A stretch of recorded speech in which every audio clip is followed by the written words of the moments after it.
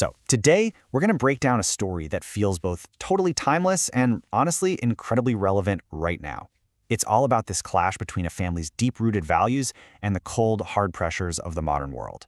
We're not just going to talk about what happens, we're going to look at how the story is built, how every single piece is put together to ask some really big questions about faith, family, and what it actually means to be successful. And this is where it all begins. You see, this isn't just some quaint old saying. It's the absolute bedrock of the Kostick family business. It's their inheritance, not of money, but of integrity, passed down from grandfather to father to son. For 3 whole generations, this one simple idea has been their North Star in a world that just keeps getting more and more complicated. And right there, that's the big question, isn't it? In our world, a world of spreadsheets and looming deadlines, can a philosophy like that really hold up? Is this beautiful legacy a solid foundation you can build on, or is it actually a cage, holding you back from doing what you need to do to survive? Okay, let's dive into Act 1. The story opens in a world that smells of history and freshly cut wood, but it's also kind of being choked by the dust of unpaid bills.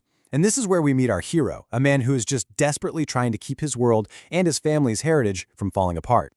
This is Stephen Kostick, and he's not just a carpenter. He's more like the guardian of a legacy. But just look at where he is right now. Totally overwhelmed, feeling defeated. The orders aren't coming in, the bank is calling, and the weight of that 3-generation legacy, well, it's feeling heavier than ever before. He's a man defined by his craft, but he's being absolutely crushed by modern reality. So this sets up the story's real core conflict, and it's about so much more than just money. It's this deep, philosophical battle playing out right there in his workshop. On one side, you've got Stephen, trying to hang on to the soul of his work, and on the other, you have his son, Luca, who sees only one way out: modernize or the business dies. This is the heart of it all. Tradition versus pragmatism. And like any great morality play, just when our hero is at his absolute lowest, an old acquaintance shows up. And he doesn't just bring a solution, he brings a temptation. He walks in with an offer that seems, well, way too good to be true. And this is where everything changes. The guy's name is Marco. He's an old face from the past, but now he's this slick, successful businessman in a shiny suit with a smile that just doesn't quite reach his eyes. You know the type.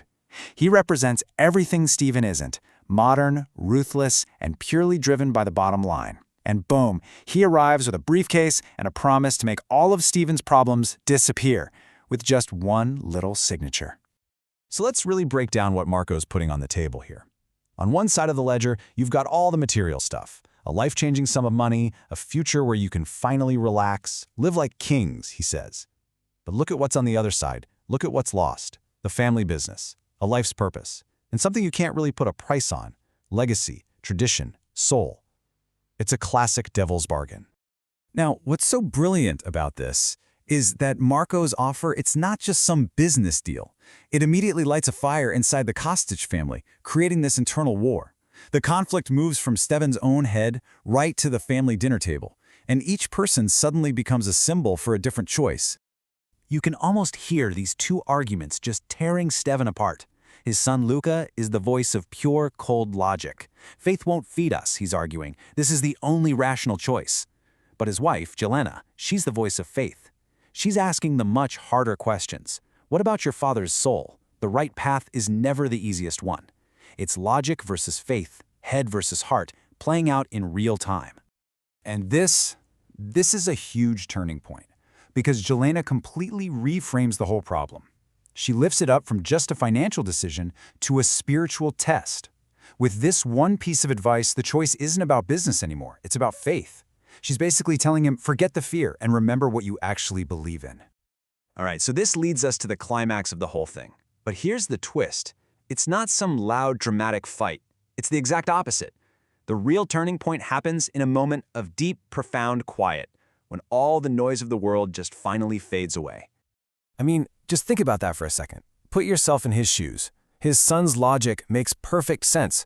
The financial pressure is very, very real. And fear is maybe the most powerful motivator there is. So when every rational part of your brain is screaming at you to do one thing, where do you even find the strength to consider doing something else? And the story gives us a really clear answer. Stephen doesn't find his path forward in a ledger book or in a heated debate. Nope. He finds it when he's completely alone, in the silence of an empty church. The decision doesn't come from logic. It comes from him returning to his spiritual core. And notice the shift here. The problem itself isn't solved yet, but the weight of it is lifted because his path is finally clear. Okay, so we're in the home stretch now, Act 5.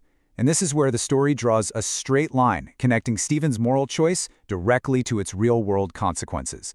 This is the moment his faith is not only tested, but completely validated. Look how quickly this happens. It's like dominoes falling, one right after the other. First, the quiet decision in the church.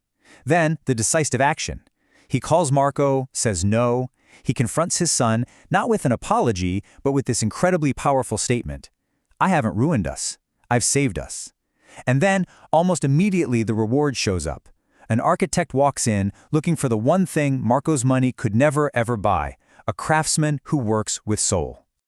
So you can basically see the two different futures he was facing laid out right here. Marco's offer, it was a massive spike in one thing, financial gain.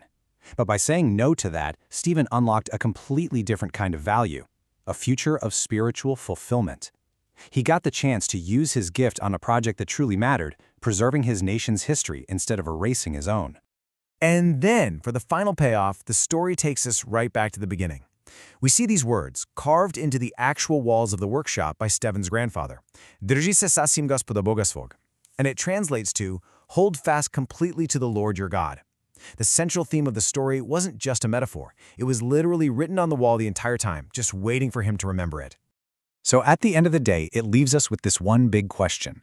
In a world that is just relentlessly measuring success in numbers, on our bank statements, our follower accounts, our market share, this story offers up a totally different way to measure things. It suggests that maybe, just maybe, true success is measured in integrity, in purpose, and in having the courage to hold on to whatever it is that has soul.